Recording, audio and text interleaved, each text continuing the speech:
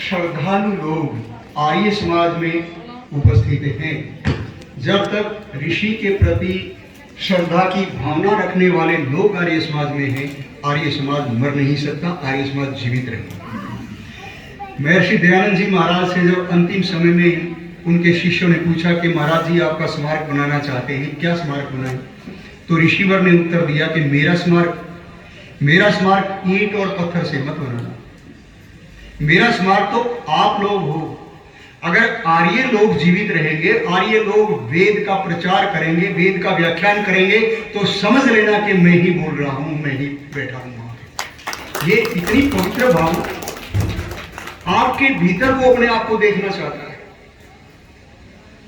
ऐसा ऋषि का जीवन यदि हम देखें तो ऐसी कुछ विशेषताएं हैं जो दूसरे लोगों में नहीं मिलती। अभी वो बहनें चली गई, यहाँ पे संस्कृत की बात की जा रही थी, व्याकरण की बात की जा रही थी। मेरा जो सब्जेक्ट रहा जीवन का वो तो इंजीनियरिंग रहा, सिविल इंजीनियरिंग, लेकिन मेरा जो झुकाव रहा वो वैदिक दर्शन की ओर रहा। और मैंने दोनों को जोड़ करके देखा, इंजीनियरिंग को, सिविल इंजीनियरिंग को और वैदिक दर्शन को इतना समीप पाया उनको कि उनमें कोई भेद ही नहीं। थोड़ा सा दर्शन आपको उसका करवाता हूं, आप संस्कृत की और व्याकरण की आवश्यकता को और उसकी महत्ता को समझें, इसलिए थोड़ा सा आपको बता रहा हूं। अभी आयुर्वेद की बात आपको बताई जा रही है। आयुर्वेद भी मेरा विषय नहीं है, लेकिन आयुर्वेद में मेरी रुचि बहुत है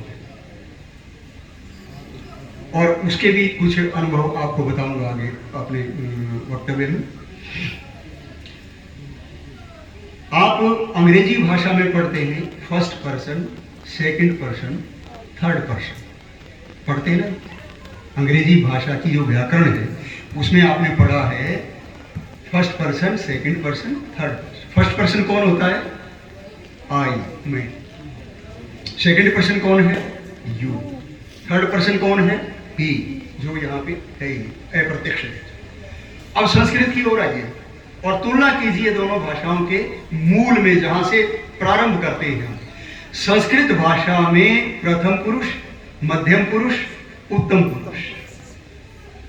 प्रथम पुरुष कौन है? वह जो यहां है ही नहीं, अप्रत्यक्ष है। मध्यम पुरुष कौन है? तुम। और उत्तम पुरुष कौन है? मैं। कुछ अंतर समझ में आ रहा? ये कहने को केवल व्याकरण नहीं है, याद रखिए, आपके जीवन का आधार है पूरा। अंग्रेजी वाला कहता है फर्स्ट पर्सन मैं, सबसे पहले मैं, मेरे पीछे सब। संस्कृत वाला कहता है सबसे पहले वो जो ना तू है ना मैं हूं, जो यहां पे हाजिर ही नहीं हो, सबसे पहले तो वो। कमाल कर। और फिर दूसरा मध्यम पुरुष तुम, और सबसे अंत में मैं। ये यहां से अंतर प्रारंभ होता है। वो कहता है कि सबसे पहले मैं, और ये कहता है सबसे पहले वो।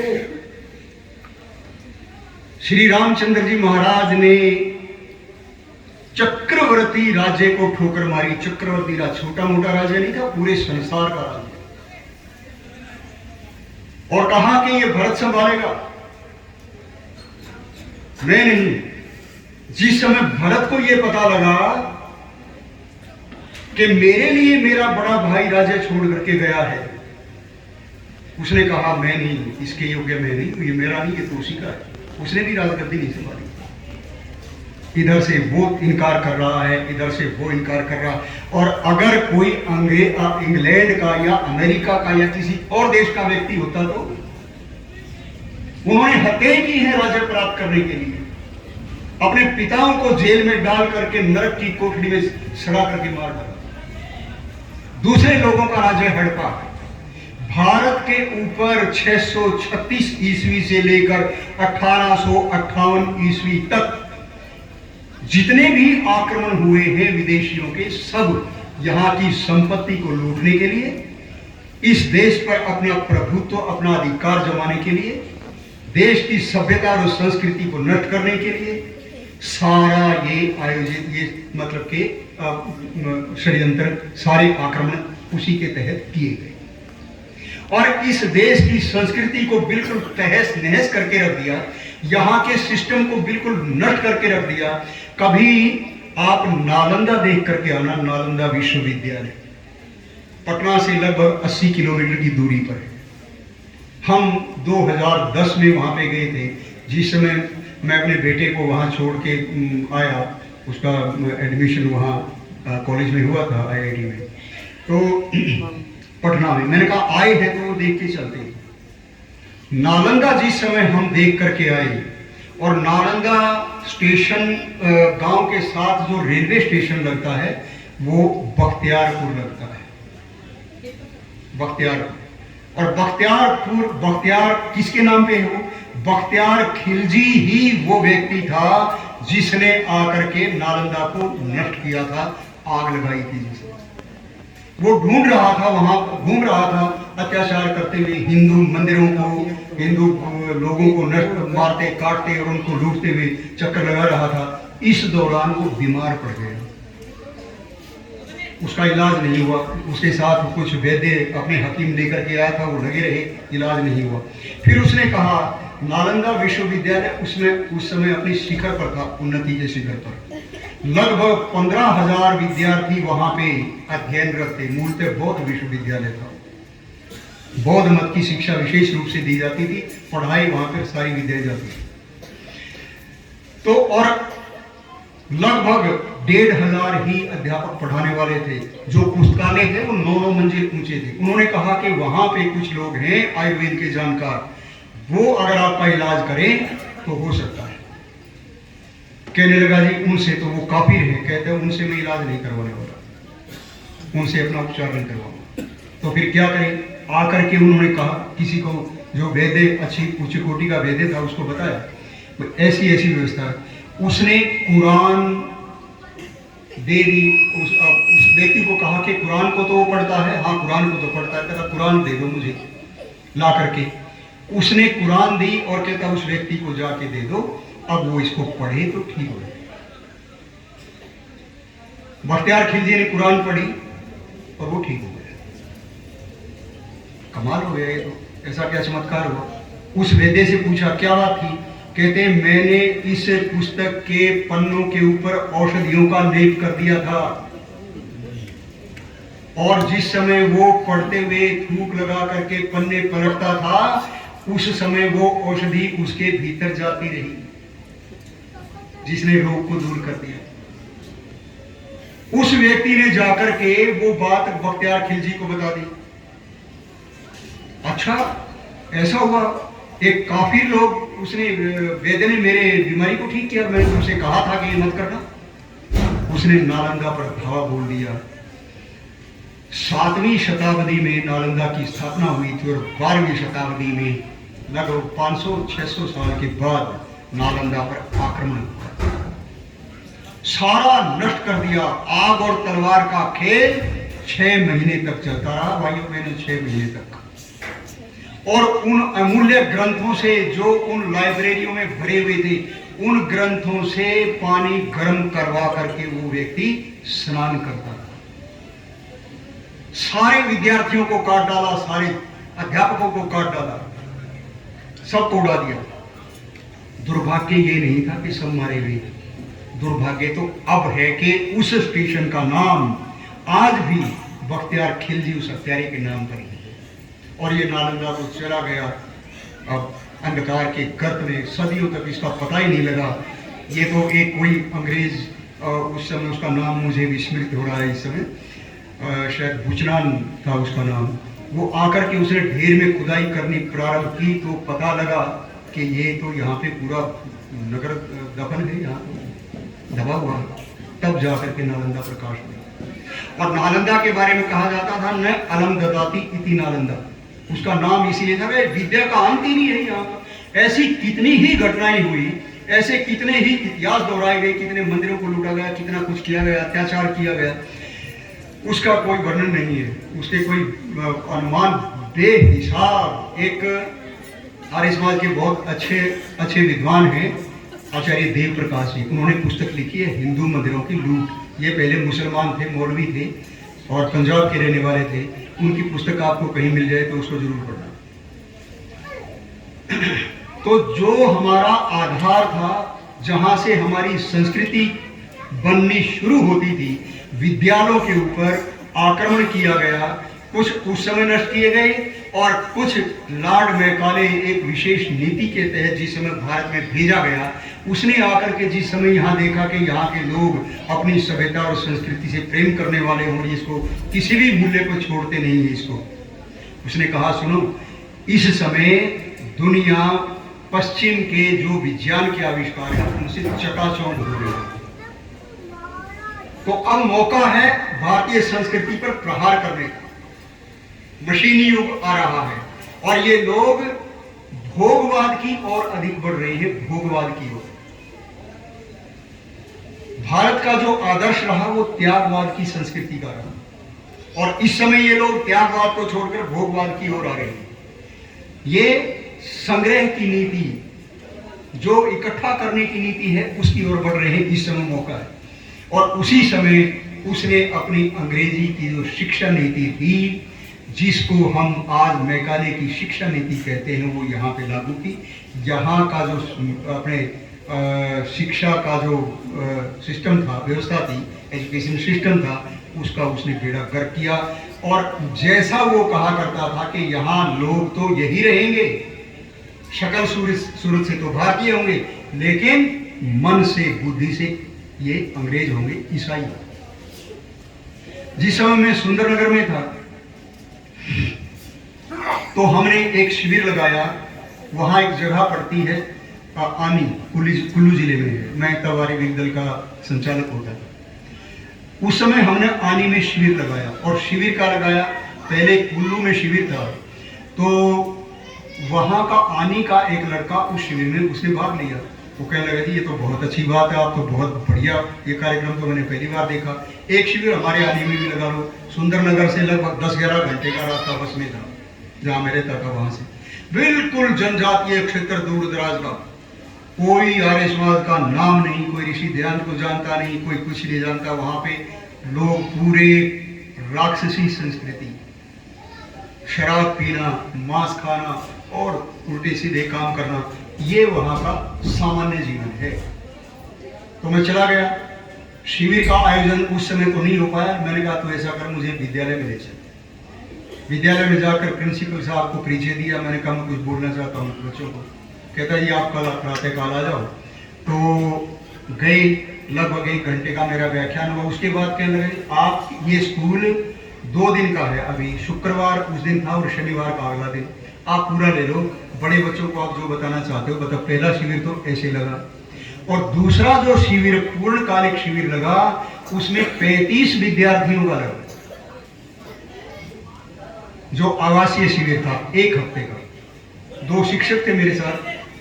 उस 35 दिन के 35 विद्यार्थियों के शिविर में 32 लड़के ईसाई थे। 32 लड़के। चर्च था वहां पे बहुत बड़ा बना हुआ। तो जिस समय मुझे ये बात पता लगी, नाम वगैरह उनके लिखे, कुछ और बातचीत उनसे हुई, तो पता लगा ये तो ईसाई है। हमने 32 के 32 उनको बच्चों को शुद्ध किया। एक पादरी का लड़का था, उसका नाम था सैमुअल सोलोमन, उसको बदल करके हमने सोमपाल आर्य बनाया और अगला शिविर उसी स्थान पर 150 विद्यार्थियों का लगा। और जानते हैं रहने की क्या जगह थी? एक शिव मंदिर की धर्मशाला थी, रहने को जगह नहीं थी। उसमें ओपनिंग तो थी, खुले दरवाजे तो थे, लेकिन उनमें दरवाजे, खिड़की, किवाड़ वगैरह कुछ नहीं लगा हुआ। वहां पे रहते थे। वहां तो सर्दी, गर्मी में भी सर्दी पड़ती है। शौचालय कोई नहीं था। शौच के लिए विद्यार्थी हम भी बाहर जाते। और बिच्छू बूटी होती है हिमाचल में एक पौधा, अगर आपको एक बार छू जाए तो सारा दिन खारिश नहीं जाती। कांटे होते हैं उसके पत्तों पे। वो 6-6 फुट की बिच्छू बूटी वहां खड़ी हुई और उसमें वो विद्यार्थी बेचारे सवेरे आते और खारिश करते हुए खून उनके शरीर से चल पड़ता, वहां रहते। तो वहां पर भी जा करके ये कार्य किया। फिर सुंदरनगर में ईसाइयों ने अपना कैंप लगाया। मैं आपकी अपनी प्रशंसा के लिए नहीं कह रहा, मैं ये आपसे ये बता रहा हूं कि विरोधी शक्तियां जो आपके धर्म को, समाज को खंडित करने वाली, वो कैसे कार्य कर रही और हम शांति से बैठे हैं, इसलिए बता रहा हूं। तो उन्होंने अपना प्रचार का वहां पे कैंप लगाया और कुछ 1995 की ये बात है, कुछ परिवारों को उन्होंने ईसाई बना। तो हमने जाकर के उनको शुद्ध कर दिया। फिर एक मीटिंग वहाँ क्षेत्र के हमारे एमएलए थे, ठाकुर रूप सिंह, बीजेपी के वो नेता थे, उनकी अध्यक्षता में सनातन धर्म मंदिर में, लक्ष्मी नारायण मंदिर में एक सभा रखी गई। उसमें हमें भी बुलाया गया, गए हम उसमें। तो बातचीत चली। उनके एक व्यक्ति ने उठ करके कहा, कहने लगा जी हम देखो उन्होंने क्या पाखंड फैला रखा है, एक कुंड रखा है उसमें डुबकी लगाते हैं, डुबकी लगा के कहते हैं जी अब आपके पाप जो थे ईसा मसीह ने अपने सिर पे ले लिए, अब आप पाप से मुक्त हो गए हो। देखो कितना बड़ा पाखंड फैला रखा है। मेरे से नहीं रुका गया जी। मैंने कहा जी मैं तो इसमें पाखंड मानता नहीं हूँ, ये तो बिल्कुल ठीक बात है। आप आर्य समाज के आदमी हो के ऐसी कैसी बात बोल रही हो।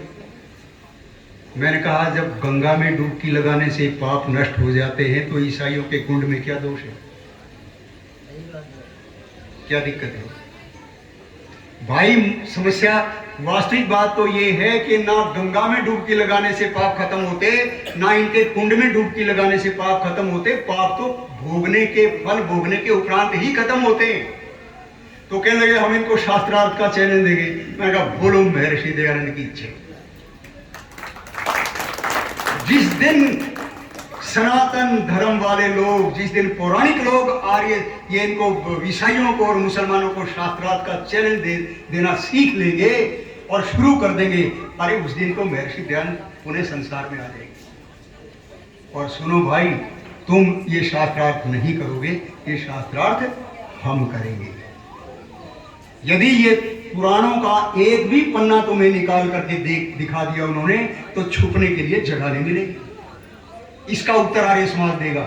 घर आया, तैयारी की, बाइबल के ऊपर 10 प्रश्न लिखे, आपकी जानकारी के लिए बता रहा हूं, और पादरी की सेवा में भिजवा दिए। शास्त्रार्थ का चैलेंज दिया गया, जगह हमने बता दी और शास्त्रार्थ के लिए आमंत्रित कर लिया आचार्य आर्य नरेश जी को।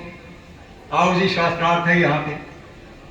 वो भी आ गई और खुले बाजार में, बिल्कुल मेन बाजार, उसमें एक ओपन एयर स्टेडियम था, वहां हमने अपना कार्यक्रम रख दिया। उनमें पहला प्रश्न क्या था सुन लीजिए। जब ये लोग आपके कहीं ऐसे मिल जाए आपको, तो आपको जानकारी होनी चाहिए उनके साहित्य की, उनके विचार की, उनके सिद्धांत की। जानकारी नहीं होगी तो लड़ोगे कैसे। पहला प्रश्न ये था, बाइबल के अनुसार सूर्य की उत्पत्ति चौथे दिन हुई। आप समझ रहे हो क्या कह रहा हूं। हाँ, बाइबल के अनुसार सूर्य चौथे दिन जाके पैदा हुआ। परमात्मा ने चौथे दिन सूर्य बनाया।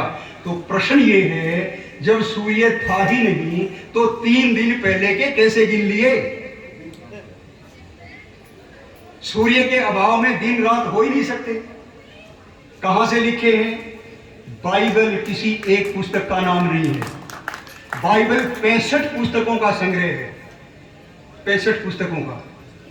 उसमें कोई उत्पत्ति की है, कोई लूका की है, कोई तौरेत है, कोई जबूर है, कोई ये बहुत सारी पुस्तकों को जेल में कोई नया नियम है, कोई पुराना नियम है, उनको एक जगह बांध करके उसका बाइबल नाम रख दिया। बाइबल शुरू होती है आरंभ में, पहली आयत, उत्पत्ति की पुस्तक की पहली आयत, आरंभ में पृथ्वी बेडोल और सुनसान पड़ी थी, गहन अंधियारा था और ईश्वर का आत्मा जल पर डोलता था। तो हमारा प्रश्न दूसरा ये था, ईश्वर का आत्मा जल पर डोलता था, तो क्या ईश्वर और ईश्वर का आत्मा एक ही या अलग अलग है। प्रारंभ में पहले दिन परमात्मा ने देखा और जल वाले भाग को अलग किया और ठोस जो भाग था उसको अलग किया, भूमि को अलग किया। इस प्रकार से पहला दिन हो गया। दूसरे दिन उसने जल में चलने वाले जंतुओं को उत्पन्न किया और भूमि पर उसने पेड़ आदियों को उत्पन्न किया। दूसरा दिन हो गया। इसी प्रकार कार्य में तीसरा दिन भी बीत गया। फिर चौथी आयत आती है कि फिर उसने दो ज्योतियां उत्पन्न की, एक को दिन पर साम्राज्य करने के लिए नियत किया, एक को रात पर साम्राज्य करने के लिए नियत किया। मतलब सूर्य और चंद्रमा को बनाया। अब प्रश्न हमारा वही पैदा हो गया, जब सूर्य था नहीं तो दिन की गणना कैसे हुई? इसका उत्तर कोई पादरी तो बेचारा क्या देगा? ईसा मसीह भी अगर जन्म लेके आ जाए तो वो भी नहीं दे सकता। इस प्रकार से 10 प्रश्न थे जिनका उन्होंने कोई उत्तर नहीं दिया। हम रात के 11:30 बजे तक उस स्थान पर बैठे रहे, अपने भाषण इत्यादि चलते रहे, उनमें से कोई नहीं आया। फिर उनको हमने, जो ईसाई बने थे, उन व्यक्तियों को आर्य समाज में ला करके शुद्ध कर। अभी शास्त्रार्थ की बात आपको बता रहे थे, शास्त्रार्थ की बात महाशय जी बता रहे थे। एक घटना मैं आपको सुनाता हूँ। कई वर्ष हो गए, चंडीगढ़ के 32 सेक्टर आर्य समाज में मैं आमंत्रित था वार्षिक उत्सव पर। तो वहां पे मैंने एक घटना सुनी। मैंने कहा जी, पंडित लेखराम 1893 ईस्वी में पश्चिमी पंजाब में, पाकिस्तान में एक जगह थी, एक जिला था डेरा गाजी खां। उस गाजी खां डेरा में गांव था कोट छुट्टा। कोट छुट्टा में वो प्रचार के लिए पहुंच गई और उनके प्रचार को सुन करके गांव के 3 युवक आर्य समाजी बन गए। एक का नाम था चोखानंद, एक का नाम था छबीलदास और एक का नाम था खूबीचंद। चोखानंद और छबीलदास भाई थे और खूबीचंद उनके मित्र थे। तीनों जब आर्य समाजी बन गए तो गांव वालों ने उनका जाति से बहिष्कार कर दिया। उस जमाने में आर्य समाजी बनने पर ऐसे ही इनाम मिलते थे लोगों को, अरे ये तो आर्य समाजी बन गया, भ्रष्ट हो गया, इसको तो कुक्का पानी बंद करो, इसको गांव से बाहर करो। उपेक्षित जीवन जीते रहे। कुछ दिन के बाद चोखानंद जी की माता जी का देहांत हो गया। 3 आदमियों को छोड़कर चौथा आदमी नहीं मिला गांव में अर्थी को कंधा देने के लिए।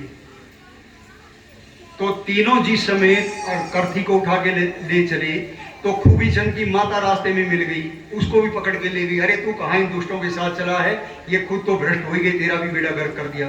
उसको छुड़वा करके ले गई और अंदर जाके कमरे में बंद कर दिया।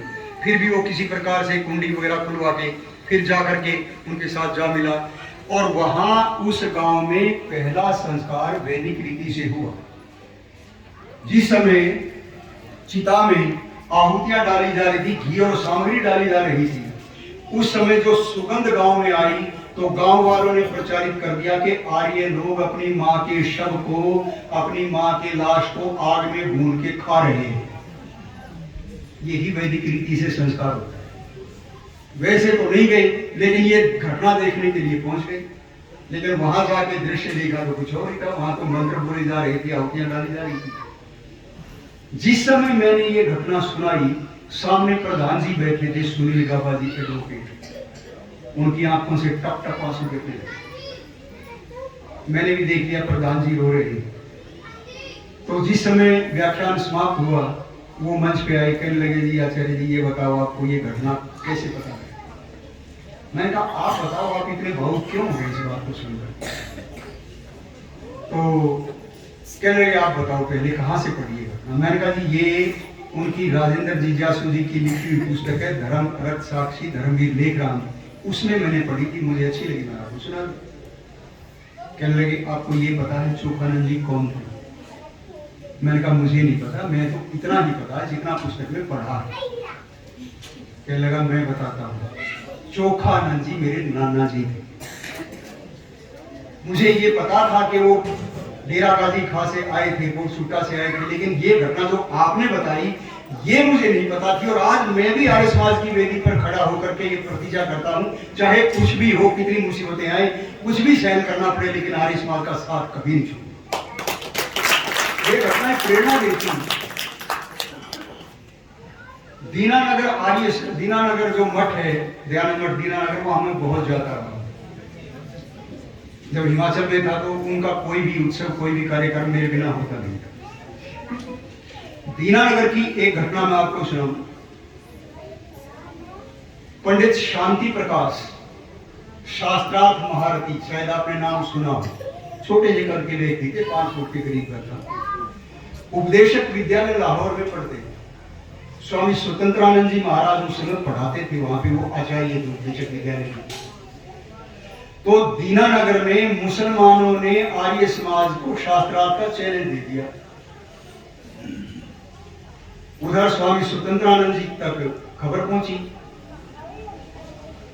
उस समय मठ की स्थापना तो हो चुकी थी, लेकिन विधिवत रूप से मठ कार्य में आया नहीं। तो उन्होंने शांति प्रकाश को कहा कि आप जाओ और उन लोगों से शास्त्रार्थ। तब तो वो पढ़ रहे थे अपने उनके विद्यालय में। कहने लगे, आचार्य जी आपने तो मुझे समुद्र में धक्का दे दिया।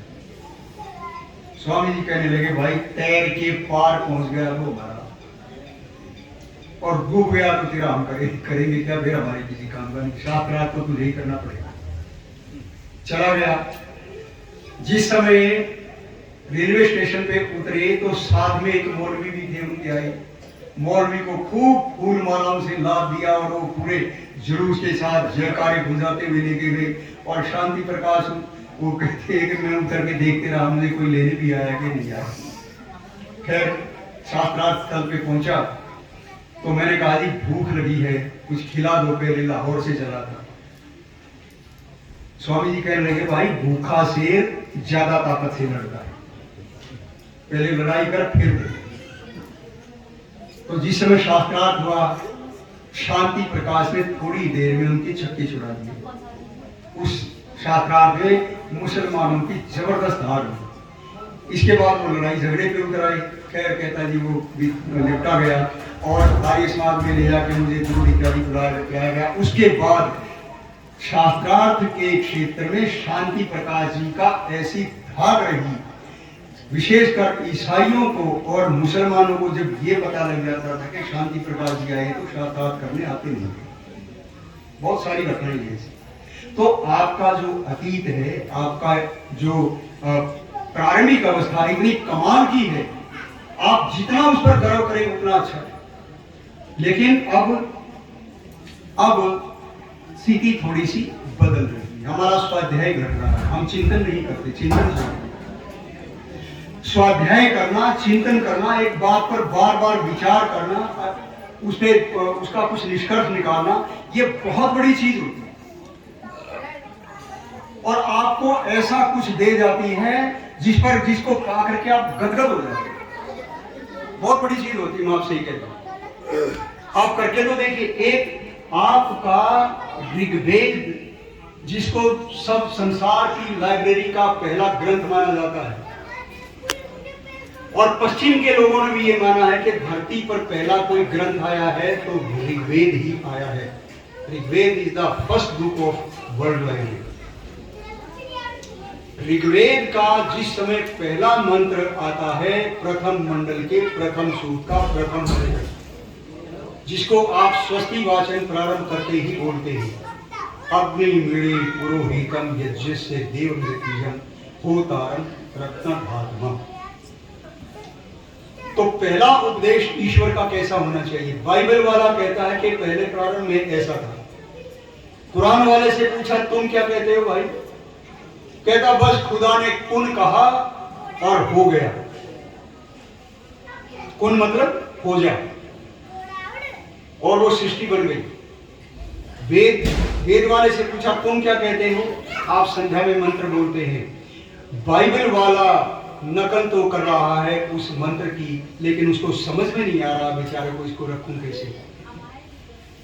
ऋतंच सत्यंच भिद्धा तपसुद्ध जायत ततो रात्रि जायत ततः समुद्रो। अटमर्षण सूक्ति नाम से इसको जानते हैं। अब इसकी मंत्र की व्याख्या नहीं करूंगा। ये सृष्टि उत्पत्ति का इसमें वर्णन है कि सृष्टि की उत्पत्ति कैसे हुई। शब्दों को आप समझिए, संस्कृत के शब्द ऐसे नहीं हैं कि जैसे किसी ने पौधे पर फलियां लगी देखी, लंबी लंबी पतली पतली, और उसने कहा ये क्या है? उसने देखा ये तो किसी महिला की उंगलियों जैसी लगती है देखने में, और उसने कह दिया जी ये तो है लेडी फिंगर, भिंडी को उसने लेडी फिंगर बोलते हैं। लेकिन संस्कृत भाषा में शब्द ऐसे नहीं, उनकी एक अलग विधि है, एक वैज्ञानिक विधि है। प्रत्येक शब्द के लिए उस धातु, उसका एक धातु निश्चित होता है, एक धातु निश्चित होता है जिसके आधार पर उसके साथ कोई प्रत्यय लगता है, उपसर्ग लगता है, तब उससे वो शब्द बनते हैं। अंग्रेजी वालों ने, जिसने ये कहा कि वेद गडरियों के गीत है, उसने वेद में पहला ही शब्द अग्नि देखा, अग्नि मीड़े पुरोहितम, ईड़े माने स्तुति करना। हम और पुरोहित को पुरोहित समझते, हम पुरोहित लोग अग्नि की स्तुति करते हैं। उसने झट कह दिया कि आर्य लोग अग्नि के पूजक थे, अग्नि की पूजा किया करते थे। अब अग्नि किसको कहते हैं? व्याकरण वाले से पूछिए, वो कहते अग्रे नयति इति अग्नि, अग्रणी भवति इति अग्नि। जो आगे लेकर के चलता, सदा आगे रहता, इसलिए उसका नाम अग्नि है। और संस्कृत व्याकरण के अंदर अग्नि शब्द के 120 अर्थ हैं, 120 अर्थ। कौन कौन आगे लेकर के चलता है, कैसे कैसे? इस समय मैं आपको आगे लेकर के जा रहा हूं, मैं आपके लिए अग्नि। परिवार को पिता आगे लेकर के जा रहा है, परिवार के लिए पिता अग्नि है। राष्ट्र के उसका राजा आगे लेकर के जाता है, वो भी अग्नि है। न्यायाधीश अग्नि है, सेनापति अग्नि है, आचार्य अग्नि है। अरे जहां भी आप लागू करो वो वही अग्नि है। अब करो इसका ट्रांसलेशन, प्रश्न ही पैदा नहीं होता। अग्नि शब्द जब वेद में आया, अग्नि मिड़े पुरोहितम, हम उस अग्नि, पुरोहित अग्नि की स्तुति करते हैं, उसकी प्रशंसा करते हैं। यज्ञस्य देव मृत्युजम, जो यज्ञ का देने वाला है और ऋत्विजों का देने वाला है और देवों को पैदा करने वाला है, उस अग्नि की स्तुति करते हैं। यदि वहां पे अग्नि शब्द में आपको समझाने लगूं तो कम से कम 3 घंटे का व्याख्यान चाहिए, तब जाकर के समझ जाएगा अग्नि क्या है। सत्यार्थ प्रकाश में जब आप प्रवेश करने लगते हैं तो पहला ही समूलास जिस समय आप खोलते हैं, वहां पे महर्षि दयानंद लिखते हैं कि अ उ मैं मिल करके एक अक्षर ओम बना, जिसमें परमेश्वर के बहुत सारे नाम आ जाते हैं। जैसे फिर आगे एक एक अक्षर की व्याख्या करते हैं, जैसे अ से विराट, अग्नि, विश्व आदि, उ से हिरण्य गर्भ, वायु, तेजस आदि, मैं से ईश्वर, आदित्य, प्राज्य आदि। हमने तो जब विद्यालय में प्रवेश किया, छोटी वो प्रवेशिका पुस्तक जिसको आप कायदा बोलते हैं, वो पढ़ने के लिए दी गई, तो आपने ऐसे क्या पढ़ा था नहीं? और ऋषिवर क्या पढ़ा रहे हैं? ऐसे विराट। आपने पढ़ा था ऊ से उल्लू, और वो पढ़ा रहे हैं ऊ से हिरण्यगर्भ। आपने पढ़ा था मैं से मछली, और वो पढ़ा रहे हैं मैं से ईश्वर। तो कुछ रहस्य तो होगा ना, या बेकार में यही लिख दिया? इस तरह से अपने ग्रंथों को पढ़ना सीखिए, इस तरह से प्रवेश करना सीखिए सत्यार्थ प्रकाश के अंदर। गुरुदत्त विद्यार्थी जैसा व्यक्ति भी, जो इतना जबरदस्त वेदा का धनी था, ऐसा अद्भुत व्यक्ति था, यदि उस समय गुरुदत्त आर्य समाज में ना होता तो शायद आर्य समाज आज की स्थिति में ना पाता। ऋषिवर दयानंद के पश्चात कोई आपके पास वक्ता नहीं था, कोई विद्वान नहीं था जो आगे जाकर के कमान को संभाल ले। और गुरुदत्त विद्यार्थी 19 वर्ष की अवस्था में पहली बार ऋषिवर से मिला था। उस समय वो नास्तिक था कट्टर। 22 वर्ष का जिस समय हुआ तो ऋषिवर का देहांत हो गया, और अंतिम समय में उसने स्वामी जी को शरीर त्यागते हुए अजमेर के अंदर विनायक कोठी में देखा, और उस दृश्य को देखकर उसके भीतर एक ज्वाला जागी, एक क्रांति पैदा हो रही। इतना कष्ट है उस व्यक्ति को, शरीर पर एक जगह भी ऐसी नहीं है जहां कोई सुई भी रख सके और वहां फफोले ना हो, और फिर भी उसके चेहरे पर दर्द की शिकन तक नहीं है, कहीं कराहट नहीं है, कोई कुछ नहीं है, फिर भी वो हाय हाय नहीं कर रहा है। जब भी होश आता, आंखें खुलती, वो वेद मंत्रों का गान करता है। ऐसी क्या शक्ति है, जानना चाहिए। और उसके बाद वो आस्तिक बना। और 26 वर्ष की आयु में तो संसार से चला भी गया। केवल 4 साल उसको कार्य करने के लिए, और उसने कुछ पुस्तकें लिखी हैं, आप वो पुस्तकों को जरूर पढ़िए। वैदिक टर्मिनोलॉजी नाम से इंग्लिश की उसकी पुस्तक है एक, जिसका बाद में अनुवाद किया गया वैदिक संज्ञा विज्ञान। उसमें उन्होंने अग्नि क्या है, वायु क्या है, जल क्या है, आप क्या है, इंद्र क्या है, वरुण क्या है, ये इन शब्दों की उन्होंने विस्तृत रूप से व्याख्या की। और आपकी जानकारी के लिए बता दूं, गुरुदत्त विद्यार्थी की वो पुस्तक कैम्ब्रिज यूनिवर्सिटी में संस्कृत विभाग में दर्शन के रूप में पढ़ाई जाती थी उस समय जब अंग्रेज यहाँ पे शासन कर रहे थे, तब पढ़ाई जाती थी। उसका मूल्य आप लगा दें। प्रोफेसर मोनियर विलियम्स, जिसने इसके ऊपर वैदिक धर्म के ऊपर बहुत अपनी तोप चलाई थी, तो कहता हूं इसलिए कहता ये प्रश्न ऐसे हैं इनका कोई भी उत्तर नहीं दे सकता। और गुरुदत्त विद्यार्थी ने जो उनका तार्किक सटीक उत्तर दिया, तो मोनियर विलियम्स की दबान पे ताला लग गया, पलट के उत्तर नहीं आए। वो गुरुदत्त विद्यार्थी कहते हैं कि मैंने सत्यार्थ प्रकाश को 14 बार पढ़ा है, और जितनी बार भी पढ़ा है इसमें हर बार मुझे नई चीज मिली है। यदि गुरुदत्त विद्यार्थी को 14 बार पढ़ने की आवश्यकता है, तो हमें और आपको कितनी बार पढ़नी चाहिए? याद कर लेना, निर्णय कर लेना। किसी साधारण आदमी की कृति नहीं है।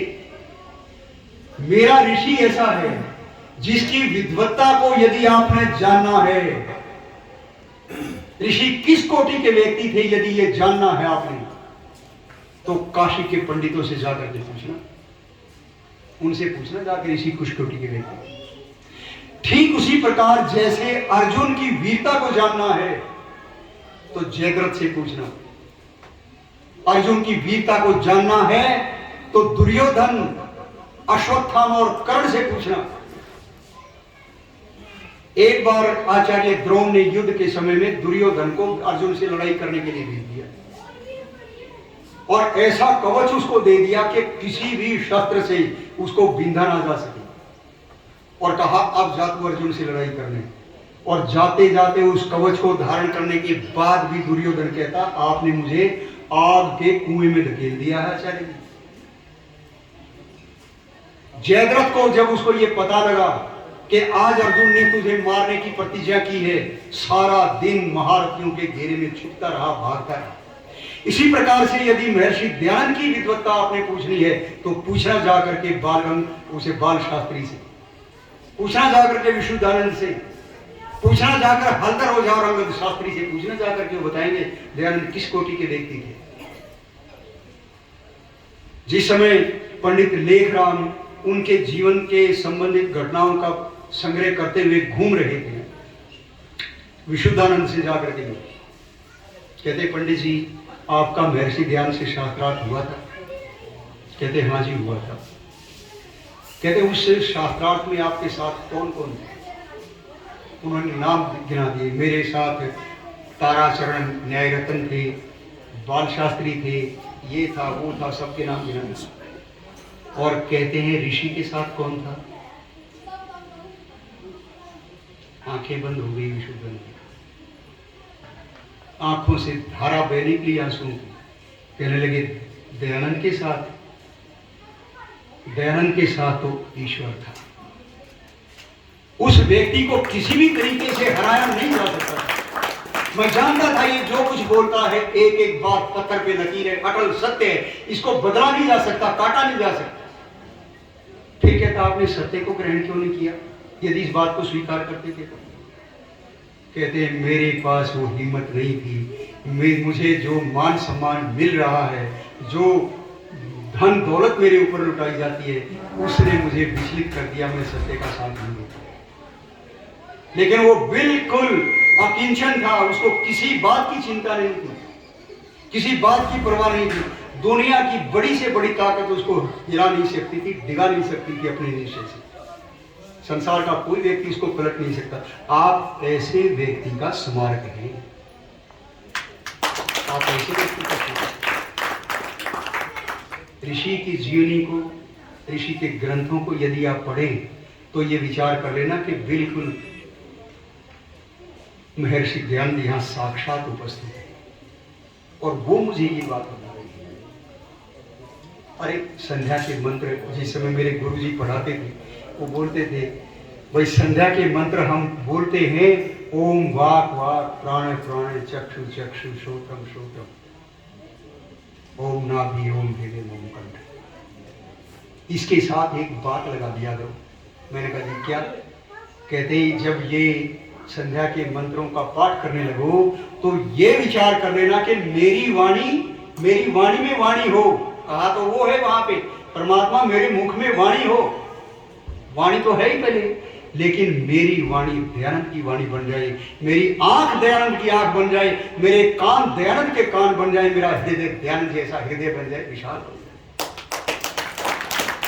ये भावना का फूट उसमें दे देना तो आपकी संध्या आपको देखना कैसे क्या आनंद है। और जब ऐसा किया गया क्या बताऊंगा, इस प्रार्थना को जिस समय मूर्त रूप में हृदय के अंदर दर्शन किया, इसका गदगद हो गई और ऋषि के प्रति श्रद्धा आंखों से बह निकली, धारा बह निकली। ऐसा व्यक्ति जिसने सदियों से सोए हुए, अगर वो चाहते 18 घंटे की समाधि लगाने वाला पूर्ण योगी दयानंद अपने समाधि का आनंद छोड़कर, अरे आप लोगों के लिए गालियां खाता फिरता है, ईंटें पत्थर खाता फिरता है, विष का पान करता है, कभी किसी से शिकायत नहीं करता। लोग भयंकर शीत में जिस समय वो नंगे बदन घूम रहे थे, भयंकर शीत पड़ रही थी, सब कुछ सफेद हुआ मिलता था बाहर जाओ तो प्रातः काल में, और लोग कंबल दे के चले गए, गुरुवर ऋषिवर स्वामी जी आपके लिए 2 कंबल हैं, ये ओढ़ लिया करो, एक बिछा लिया करो, रात को एक ओढ़ लिया करो। और प्रातः काल जा करके देखा वो दोनों कंबल तह किए वहीं पे रखे। और कहाँ सो रही है? भूसे में घुसकर, उड़ाल पड़ी थी धान के अंदर, उसके अंदर घुस के सो। तो महाराज जी मैं तो आपके लिए दे के गया, कहता मुझे आवश्यकता है। ऐसा गुरु संसार में मिलेगा? तो गुरुओं की आज क्या दशा है देख लो, मुझे उस ओर नहीं जाना आप। तो हमारा जीवन, एक घटना और सुनाता हूं आपको। एक प्रवेश कुमारी जी 2011 तक चंडीगढ़ में रहती, अब वो कहाँ है पता नहीं। उनका परिवार पाकिस्तान से आया था जब ये विभाजन हुआ देश का, उस समय। तो वो प्रवेश कुमारी जी एक बार आर्य समाज के उत्सव में गई अपने, उन दिनों वो उत्तर प्रदेश के किसी क्षेत्र में रही थी। जाकर के उसने वहाँ ओम प्रकाश वर्मा, हमारे भजनोपदेशक हुए हैं पुरानी पीढ़ी के बड़े अच्छे, वो आए थे वहाँ पे। तो उन्होंने, उनके पिताजी का नाम था खुशीराम शाह, तो आकर के पिताजी को बताया, पिताजी आप तो आर्य समाज में बहुत अच्छे भजनोपदेशक आए थे, और उन्होंने कुछ ऐसी ऐसी बातें बोली। उन्होंने हुलिया पूछा देखने में कैसे लगते हैं, उन्होंने बताया ऐसे ऐसे हैं। तो वो समझ गए, वर्मा जी हो गए। कहते अभी जाओ उनको बुला के लेके आ। वो जानते थे वर्मा जी को, वो बुला के लेके आई उनको। चलो पिताजी ने बुलाया, हाँ आपको आपसे मिलना चाहते हैं। आए घर और दोनों ने एक दूसरे को पहचान लिया, नमस्ते नमस्ते हुई, बैठे। तो वर्मा जी ने पूछ लिया आजकल आपके पिताजी दिखाई नहीं दे रहे, बड़े शाह जी दिखाई नहीं दे रहे, कहाँ गए? कहता जी वो पाकिस्तान गए हो। कहते क्या करने? जो मैं आपसे जिक्र कर रहा था वो करना है। क्या करने गए? कहते एक मुकदमे के निर्णय में गए हैं, उनकी वहां गवाही थी, उस मुकदमे में पाकिस्तान में गवाही थी। भाई भारत में तो समझ में आती, पाकिस्तान में क्या करने गए? कहते जी वहां 2 मुसलमान भाइयों का आपस में मुकदमा चल रहा था बहुत देर से। एक पक्ष संतुष्ट हो तो दूसरा अपील कर दे, दूसरा हो तो पहला फिर पकड़ ले। तो जज भी तंग आ गई।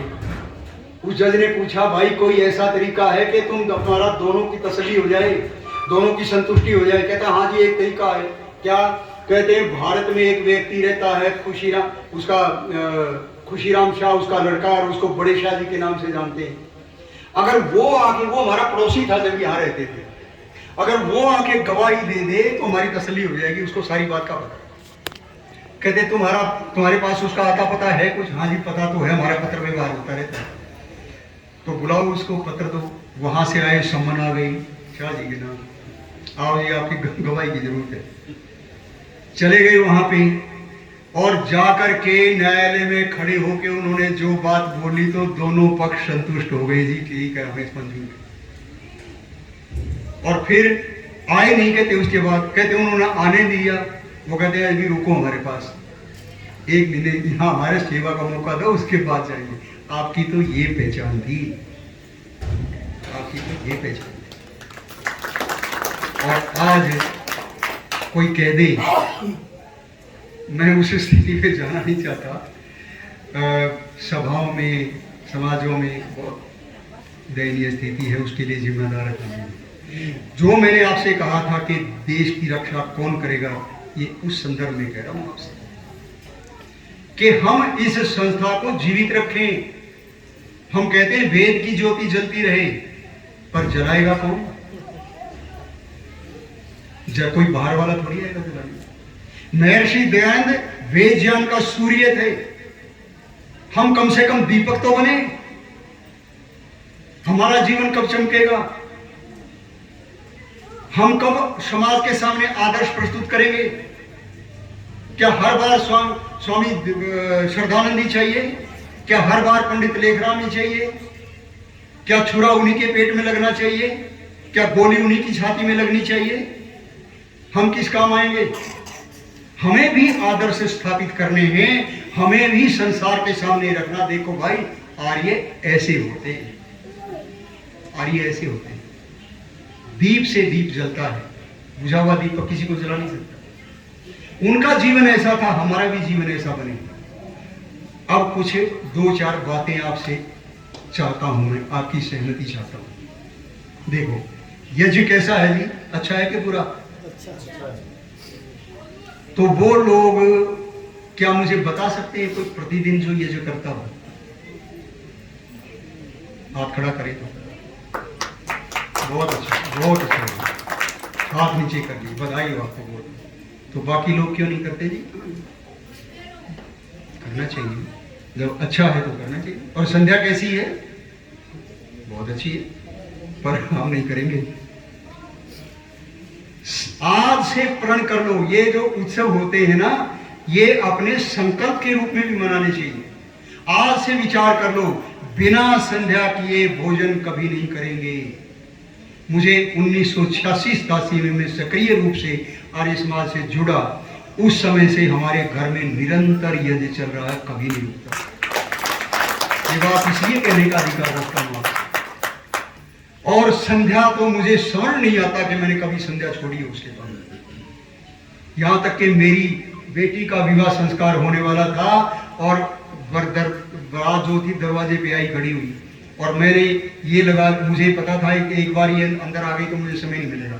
बड़े वाले भाई को मैंने कहा मैं आया, थोड़ी देर तू रुक जरा। मैं कहा कि इनको नाचने कूदने। कहाँ जा रहा है? मैं कहा मैं आया, मुझे काम है। मैं गया धर्मशाला में जहाँ व्यवस्था थी, जा करके दरवाजा बंद किया, संध्या करके फिर आ गया। कहाँ गया था? मैं कहा संध्या करने गया था। कहता ये जरूरी है कि वो जरूरी था? मैंने कहा जो दोनों जरूरी है भाई, पर मेरे लिए वो भी जरूरी है। मैंने अपने बेटे का विवाह किया, ये बात मैं बोलना नहीं चाहता था। कुलदीप जी ने उसके ये इनके प्रमत्व में वो हुआ था, दिन में विवाह किया था। 1 रुपए का दान मैंने उनको बोल दिया था, केवल कागज का रुपया, चांदी का नहीं दे देना। 1 रुपए का दान, दिन में विवाह, और लड़की अपने कपड़ों के अलावा घर में कुछ भी लेके नहीं आएगी, अपने पहनने के अलावा। और ये साक्षी है उस बात। कहते आपके रिश्तेदारों के कपड़े, मैंने कहा उनका ठेका तुमने क्यों नहीं रखा? उनको तो मैं दूंगा। विदाई पे कहने लगे आपको कैसे विदा करें? मैंने कहा एक एक मिठाई का डब्बा दे दो, एक फूलों की माला गले में डाल दो। तो आप लोग क्या ऐसा करने का साहस कर सकेंगे क्या? कुछ उदाहरण तो प्रस्तुत करिए इस बात के साथ। हाँ, प्रयास कीजिए। और देखो, रात को विवाह करने का विधान नहीं है। पूछ लेना किसी विद्वान से, रात को हवन होता ही नहीं, केवल एक विशेष अवतार को छोड़कर, करवादान की विधि। हाँ, गोधूली वेला है, और उसका गोधूली वेला में आपका संस्कार संपन्न हो जाना चाहिए। ये भी बता दूं साथ में, वहां हाँ, विवाह संस्कार संपन्न होने के बाद सूर्य दर्शन का विधान है। ये एक चीज सिद्ध करती है कि विवाह की जो विधि है वो सूर्यास्त से पहले पहले पूरी हो जाए। रात में क्या बल्ब दिखाओगे उनको? आज वो उत्तर भी दी है, उसको कोई करता नहीं है। तो बहुत सारी बातें हैं भाई। संध्या कीजिए, हवन शुरू कीजिए, सत्याग्रह प्रकाश का स्वाध्याय शुरू कीजिए, वेदों का स्वाध्याय शुरू कीजिए। और इतना भंडार है आर्य समाज के पास, इतना विशाल साहित्य है जितना किसी और संस्था के पास नहीं है। जितना विवेचनात्मक साहित्य आपकी संस्था के द्वारा लिखा गया है, संसार में किसी धार्मिक या राजनीतिक सामाजिक संस्था के पास नहीं, किसी के पास नहीं। तो अच्छी अच्छी पुस्तकें अपने घर में रखिए, अपने बच्चों को पढ़ाइए। और प्रातः काल सायंकाल बैठकर परिवार, मान लो प्रातः काल आप इकट्ठे नहीं हो सकते, सायंकाल को इकट्ठे होते हैं। सायंकाल को बैठ करके बच्चों के साथ संध्या कीजिए। उसके बाद किसी रामायण है, महाभारत है, उपनिषद है, मनुस्मृति है, सत्याग्रह प्रकाश है, ऋषि का जीवन चरित्र है, उनका स्वाध्याय कीजिए, बैठ करके पढ़ाइए बच्चों को। एक व्यक्ति कहने लगा जी महाभारत तो कलेश डाल देगी घर के अंदर, महाभारत का नाम मत ले देना। मैंने कहा तुम्हारे घर के अंदर है महाभारत ग्रंथ? कहता नहीं, हमारे अंदर नहीं। तुम्हारे भाइयों की आपस में क्यों लठ बजते हैं? ये दोष महाभारत का नहीं है, तुम्हारे कर्मों का। अति उत्तम ग्रंथ महाभारत, अति उत्तम, जिसके बारे में महर्षि व्यास ने कहा था, धर्मे चार्थे च कामे च मोक्षे च भरतर्षभ, यदि हास्ति तदन्यत्र यदि हास्ति न तत्त्वचित्। धर्म, अर्थ, काम और मोक्ष के संबंध में जो कुछ कहना था वो इस ग्रंथ में कह दिया है, और जो यहाँ नहीं कहा है तो फिर समझ लेना कहीं नहीं कहा। इतना बड़ा दावा करता, तो इतना पवित्र ग्रंथ अपने घर में रखिए।